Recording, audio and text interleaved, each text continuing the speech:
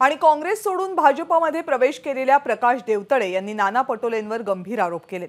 पूर्व विदर्भात काँग्रेसच्या जागा वाटपात नाना पटोलेंनी जाणून बुजून तेली समाजाला डावललं असा आरोप देवतळेंनी केलाय। काँग्रेसचं नेतृत्व काही जातींना डावलत असल्याचं देवतळे यांचं म्हणणं आहे।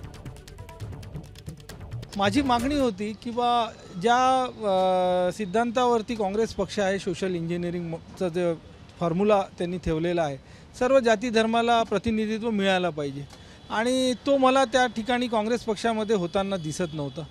आणि सातत्याने जे आहे मी ज्या समाजातून येतोय, बहुसंख्येने असलेला हा समाज आहे तेली समाज, आणि त्याला डावलण्याचं काम राज्यातील काँग्रेसचे नेतृत्व माननीय नानाभाऊ पटोले साहेबांच्या माध्यमातून सुरू होतं।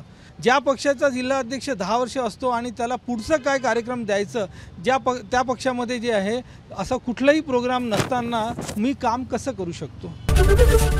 एबीपी माझा, उघडा डोळे बघा नीट।